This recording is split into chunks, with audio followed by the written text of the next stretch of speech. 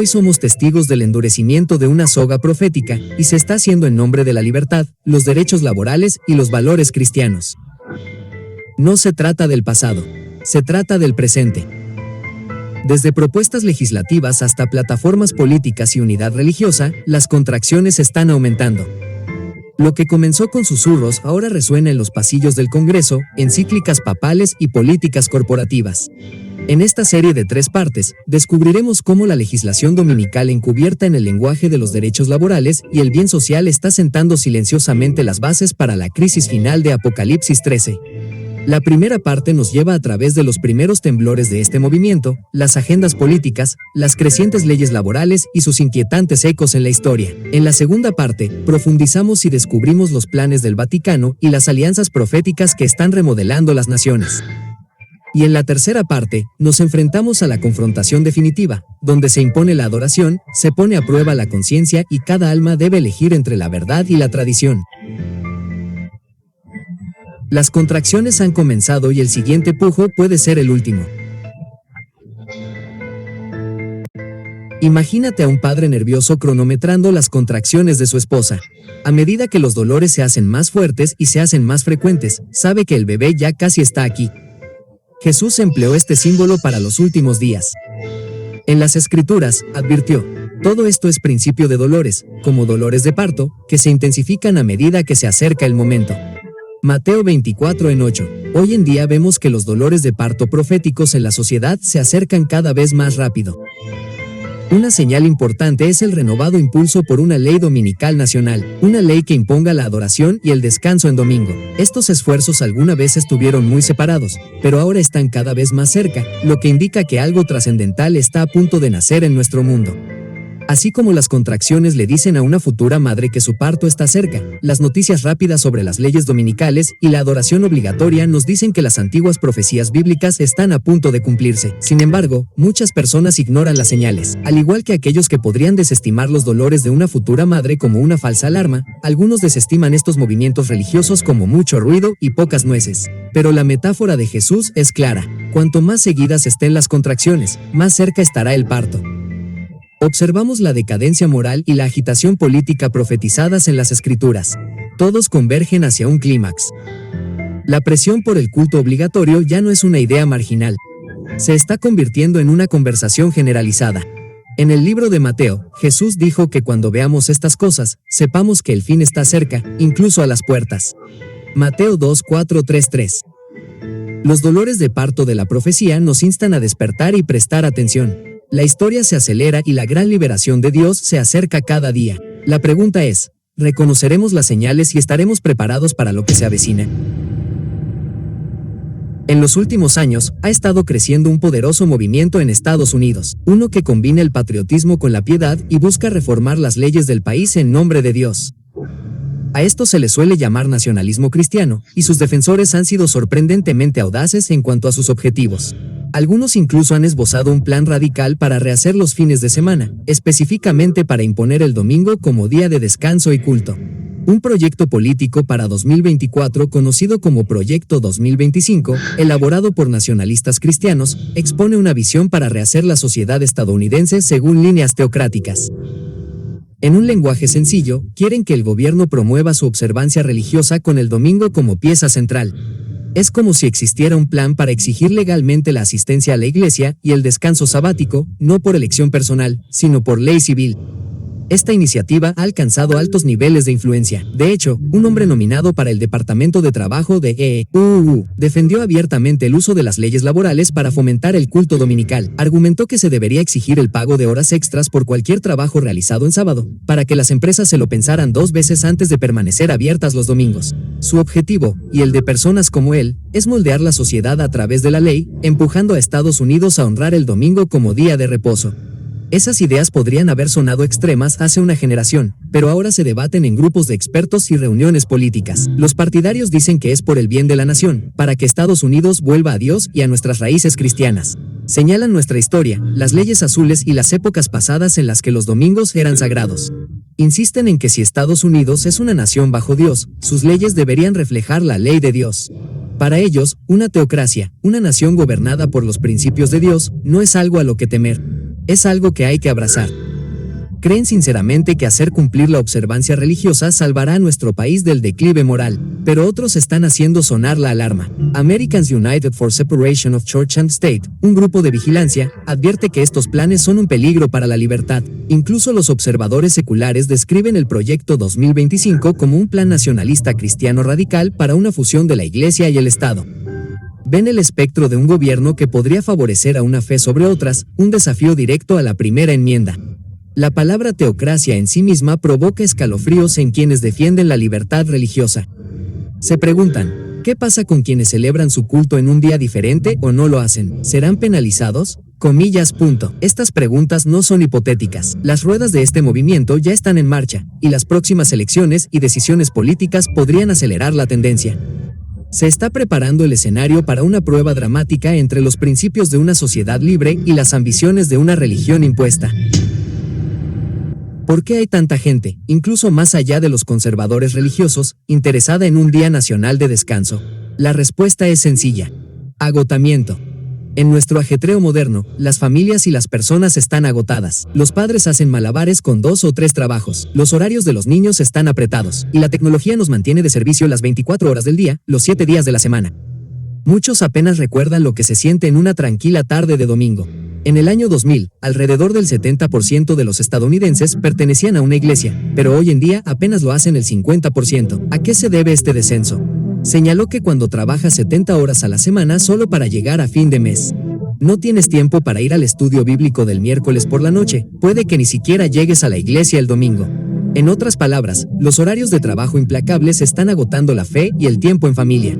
El clamor por descanso proviene de mamás y papás, vecinos y amigos, no solo de los predicadores. Todos, desde enfermeras con exceso de trabajo hasta camioneros y estudiantes, sienten la tensión de la actividad ininterrumpida. Vivimos en un mundo que nunca duerme y nuestras almas anhelan un sábado. Incluso los expertos en salud mental y los economistas están reconociendo el problema. El agotamiento es ahora un lenguaje común. Las personas anhelan un descanso, un respiro rítmico regular para recargar energías y reconectar con la familia y la fe. Lo que realmente necesitamos es tiempo de calidad sincronizado con nuestras familias, amigos y comunidades, dijo un líder europeo, apoyando un día libre compartido para la sociedad. Este deseo no tiene que ver con imponer la religión a nadie, y en algunos casos, se trata de proteger el bienestar humano. Los activistas por los derechos laborales defienden un descanso común para equilibrar vida y trabajo. Observan que cuando las tiendas permanecen abiertas todos los días y los empleadores exigen disponibilidad constante, los que más sufren son las familias de bajos ingresos y los trabajadores por horas. El domingo es el día de descanso del hombre pobre, que ni la riqueza ni la maldad tienen derecho a quitarle. Como dijo un reformador del siglo XIX, el principio es que si todos descansan el mismo día, incluso los trabajadores más vulnerables pueden tomarse un descanso sin miedo a perder su salario o su empleo. Debido a estas preocupaciones, la idea de un día de descanso común ha ganado un apoyo sorprendente en todo el espectro político. No solo los feligreses ruegan por tiempo en familia. Muchas personas seculares y no religiosas también dicen que la vida sería más saludable, más segura y más feliz si la sociedad simplemente redujera el ritmo un día a la semana. Es un clamor tan antiguo como la creación, una necesidad entretejida en nuestro ser. Jesús dijo, el sábado fue hecho por causa del hombre, Marcos 2:27 de la mañana. Un descanso semanal, la intención divina para todos. Cuando el trabajo y la preocupación nunca cesan, nos volvemos menos humanos. Las familias se desintegran, las comunidades se fragmentan y la vida espiritual se marchita. Un día libre compartido podría ser una bendición para todos. Por eso, una amplia coalición de personas cansadas y estresadas pide ayuda y pregunta, ¿no podemos descansar todos juntos al menos un día? Es una súplica que llega al corazón y a la que algunos líderes están ansiosos por responder, cada uno por sus propias razones. En todo el mundo, está cobrando impulso un domingo sin trabajo, y no solo por razones personales o familiares, sino por la sociedad e incluso el planeta. En Europa, esta idea se ha convertido en un movimiento. La Alianza Europea por el Domingo, una red de sindicatos, grupos civiles e iglesias, hace campaña para que se establezcan leyes que mantengan el domingo como día de descanso común. Un simpatizante, miembro del Parlamento Europeo, proclamó, «Estoy feliz de apoyar a la Alianza Europea por el Domingo en nuestra lucha por este logro crucial». El Día Europeo por un domingo sin trabajo nos recuerda la necesidad de tomar descansos colectivos y unirnos. En todos los países europeos, se han sincronizado los cierres dominicales de los comercios, se han prohibido los trabajos dominicales y se han celebrado eventos especiales para fomentar el tiempo en familia. Estas no son meras iniciativas de la Iglesia. Los gobiernos laicos han impuesto restricciones comerciales los domingos, argumentando que promueven la cohesión social.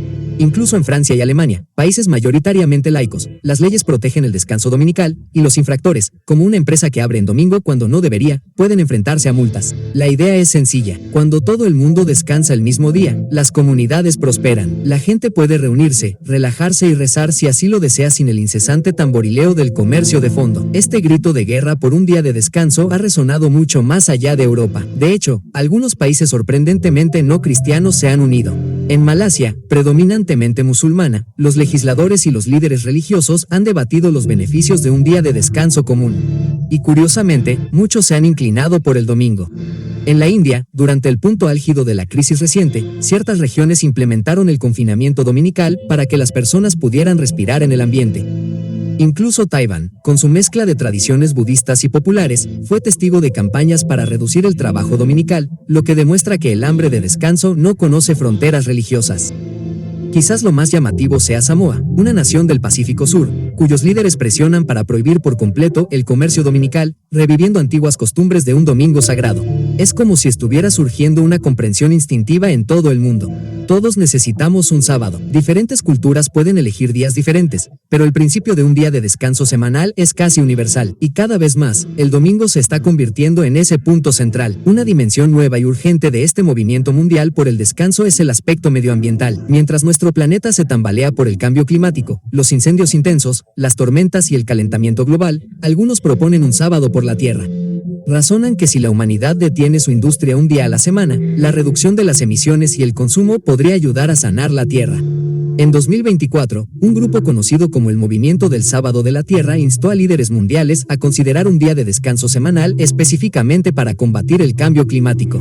De hecho, la idea se presentó en la prestigiosa Cumbre de Naciones del G7. Las organizaciones de defensa de los derechos humanos pidieron al Papa y a los jefes de Estado que usarán su influencia para establecer un día de descanso dominical mundial por el bien del planeta. La propuesta es sencilla: un día de cada 7, todo el mundo, las fábricas, el tráfico, las empresas, se toman un descanso, dándole a la Tierra un respiro. El concepto cobró suficiente fuerza como para que el Papa Francisco, que ha hablado sobre el cuidado de la creación, fuera invitado a dirigirse al G7 sobre este mismo tema. Un boletín medioambiental lo describió de esta manera: los líderes mundiales están considerando seriamente un día de descanso semanal para combatir el cambio climático. Suena casi demasiado idealista, pero los grupos de defensa de los derechos humanos están presionando mucho. Argumentan que un cierre semanal coordinado podría reducir significativamente las emisiones de carbono y recordar a la humanidad que somos cuidadores de la naturaleza, no solo consumidores. La convergencia es notable. Reformadores sociales, defensores de la familia, líderes religiosos y ecologistas, todos extraños compañeros de cama, encuentran puntos en común en el llamamiento a un día de descanso semanal. Para algunos, se trata de adorar y honrar a Dios. Para otros, se trata de bienestar y protección de los trabajadores o las familias. Y para un número cada vez mayor, se trata de salvar la tierra. Esta coalición cada vez mayor da al movimiento dominical un impulso sin precedentes. Ya no aparece como una idea puramente sectaria o nostálgica, sino como una solución con visión de futuro para múltiples crisis. Devolvámonos el domingo, dice la gente, cada cual con su propio razonamiento. Y los poderes del mundo están escuchando. Se están debatiendo políticas y en algunos lugares se están promulgando que favorecen un ritmo de descanso. A primera vista, suena maravilloso. ¿Quién no querría un día libre? Pero bajo la superficie, para aquellos que conocen la profecía bíblica, hay una preocupación creciente. Un día destinado a la bendición podría convertirse en una herramienta de coerción. Un ideal unificador podría convertirse en un medio de división. Mientras el mundo se une para descansar, debemos preguntarnos: ¿qué pasa con aquellos que descansan en un día diferente? La respuesta a esa pregunta nos lleva a un aleccionador viaje a través de la historia. La idea de hacer cumplir la observancia del domingo no es nueva. Para encontrar un ejemplo dramático, no tenemos que imaginar ni especular, simplemente podemos retroceder unos 140 años. A finales de la década de 1880, Estados Unidos de América estuvo alarmantemente cerca de aprobar una ley dominical nacional. Sí, en la tierra de la libertad, una ley que obligaría a todos a descansar el domingo y prohibiría efectivamente el trabajo o el comercio ese día, casi se hizo realidad. La situación era tensa. Muchos estadounidenses estaban inquietos por los cambios sociales, el aumento de la delincuencia, el abuso desenfrenado del alcohol, el aumento de la inmigración y la diversidad religiosa. Anhelaban volver a los buenos tiempos cuando, tal como lo veían, el país era más virtuoso. Querían que Estados Unidos volviera a ser lo que solía ser. En otras palabras, querían que Estados Unidos volviera a ser grande. Un historiador bromea sobre esa época. Y para un gran movimiento de cristianos, la solución fue legislar la moralidad, comenzando con un día nacional de descanso y culto. En 1888, el senador estadounidense Henry Blair de Nuevo Hampshire presentó un proyecto de ley de descanso dominical en el Congreso. Su objetivo era claro: garantizar que no se pudiera trabajar los domingos en todo el país bajo pena de ley. Los líderes religiosos, especialmente los pastores y las organizaciones protestantes, respaldaron al senador Blair. Argumentaron que Estados Unidos, como nación cristiana, debía honrar el Día del Señor por ley. Peticiones con decenas de miles de firmas inundaron Washington en apoyo del proyecto de ley. Fue un momento en el que el preciado principio estadounidense de separación de la Iglesia y el Estado pendía de un hilo. Estados Unidos declararía oficialmente el domingo como el día de reposo del país. Casi lo hizo. El proyecto de ley fue a una audiencia del Comité del Senado, y fue allí donde entró en escena un hombre valiente llamado Alonzo T. Jones. Jones era un ministro de una pequeña denominación, los Adventistas del Séptimo Día, que eran prácticamente los únicos que se oponían a la ley dominical. Viajó a Washington y se presentó ante algunos de los hombres más poderosos del país para defender la libertad de conciencia. Con un razonamiento agudo y una visión profética, Jones argumentó que la religión verdadera no puede ser impuesta por ley y que el proyecto de ley propuesto pisoteó los derechos de minorías como sus compañeros adventistas que observaban el sábado como día de reposo. Su elocuente defensa se hizo eco de la primera enmienda. El Congreso no aprobará ninguna ley que establezca una religión o prohíba su libre ejercicio. La lucha de Jones por la libertad llegó de manera creíble hasta los pasillos del Congreso y marcó la diferencia. El proyecto de ley del domingo del senador Blair finalmente se estancó y no se aprobó. Por providencia o por el más estrecho de los márgenes políticos, pero el drama de ese periodo sigue siendo una cruda advertencia. Si las cosas hubieran sido diferentes, los estadounidenses podrían haberse despertado un domingo bajo un mandato federal de guardar los domingos santos o enfrentarse a multas y prisión. De hecho, incluso sin la ley nacional, muchos estados aplicaron sus propias leyes dominicales. Decenas de fieles observadores del sábado que santificaron el sábado fueron encarcelados, encadenados y humillados simplemente por arar sus campos o administrar sus negocios en domingo. Estados Unidos casi estableció una religión oficial por ley en la década de 1880, y el esfuerzo solo fracasó porque almas valientes y la gracia de Dios intervino. Este episodio nos enseña que la idea de una observancia forzada del domingo no es una fantasía, es un impulso recurrente, incluso en las sociedades democráticas. La historia nos susurra hoy: ya he visto esto antes. Tened cuidado. Los mismos elementos presentes en la década de 1880. Agitación social, pánico moral, fervientes coaliciones religiosas están surgiendo de nuevo. La lección de ese casi accidente es clara. Siempre que la Iglesia y el Estado difuminan sus líneas, la libertad está en peligro. Y como veremos, los mismos movimientos activos en la década de 1880 dejaron un modelo que los defensores del domingo de hoy siguen con entusiasmo.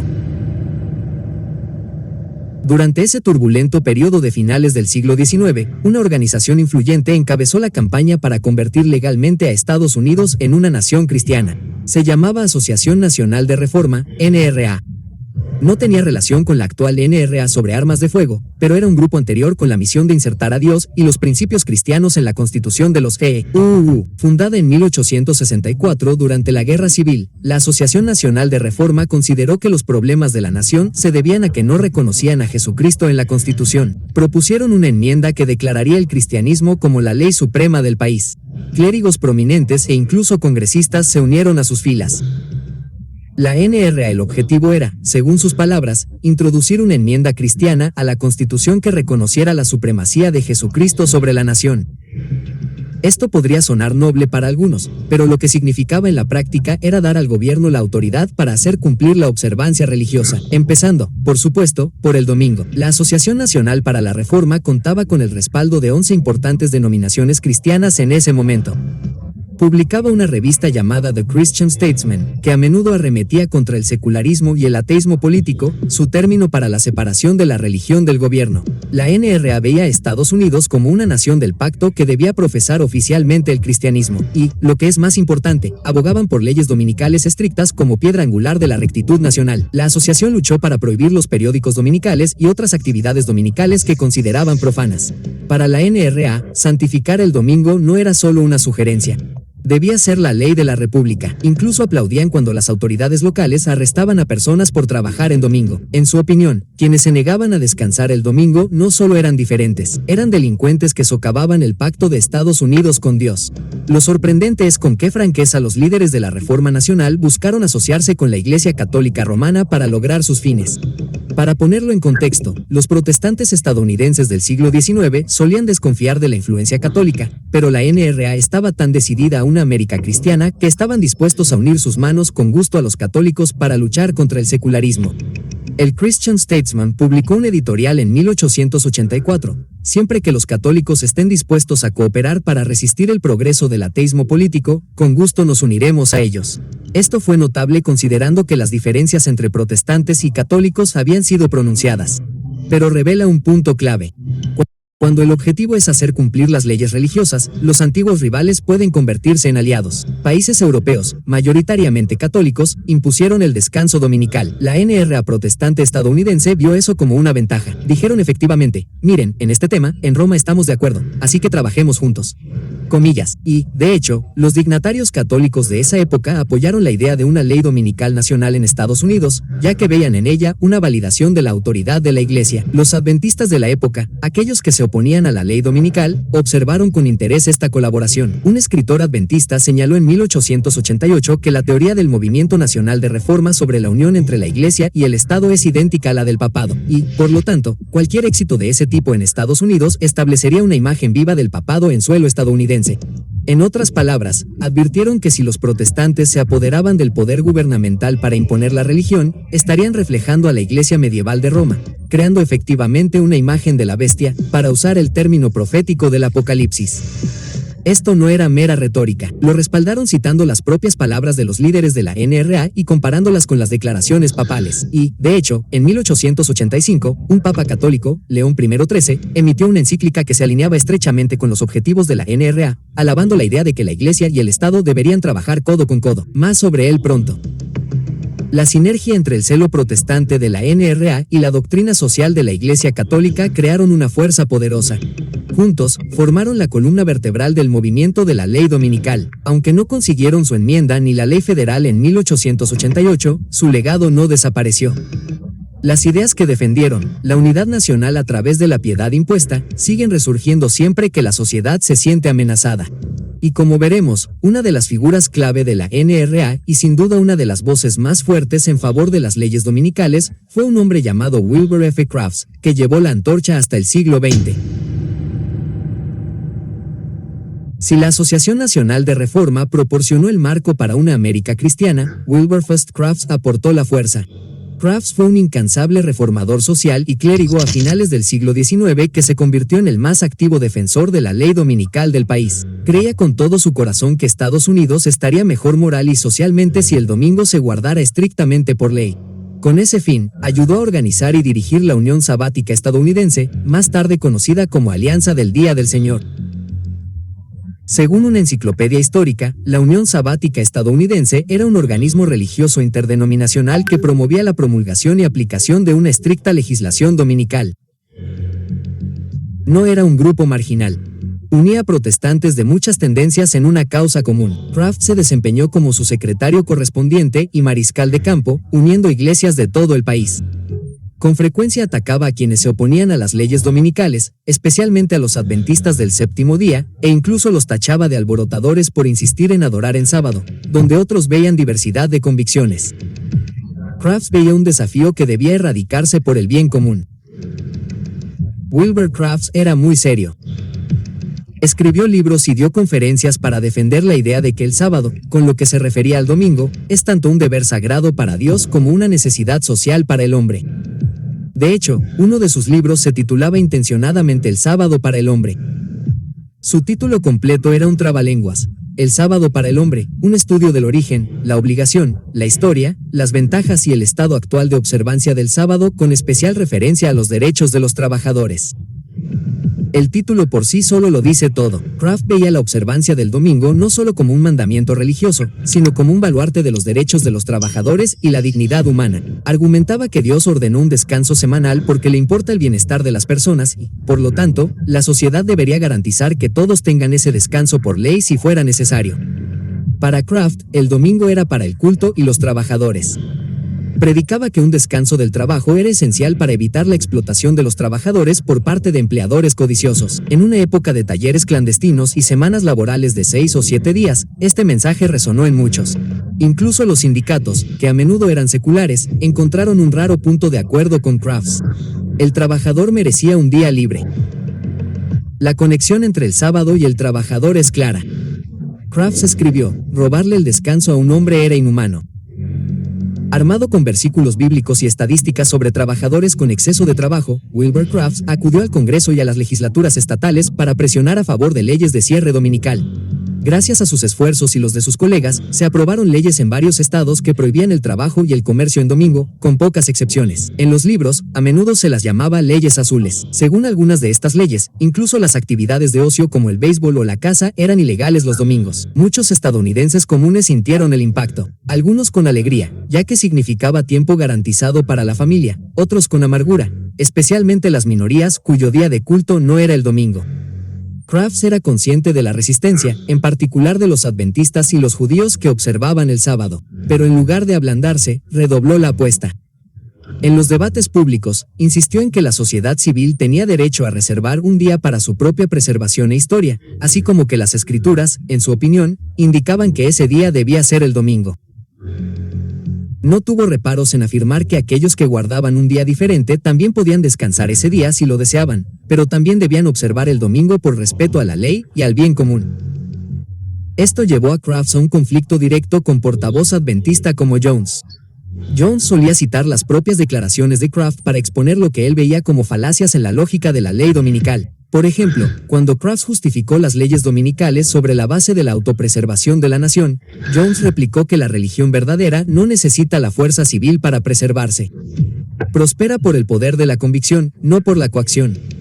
A pesar de tal oposición, Kraft logró crear una formidable alianza de iglesias. Su Unión Sabática estadounidense celebró conferencias dominicales nacionales e impulsó la legislación en todos los niveles. Los dolores de parto del movimiento dominical en su época fueron intensos, una lucha cada vez más estrecha entre la libertad y la legislación, y si escuchamos con atención, podemos oír esos mismos argumentos resonando hoy en día.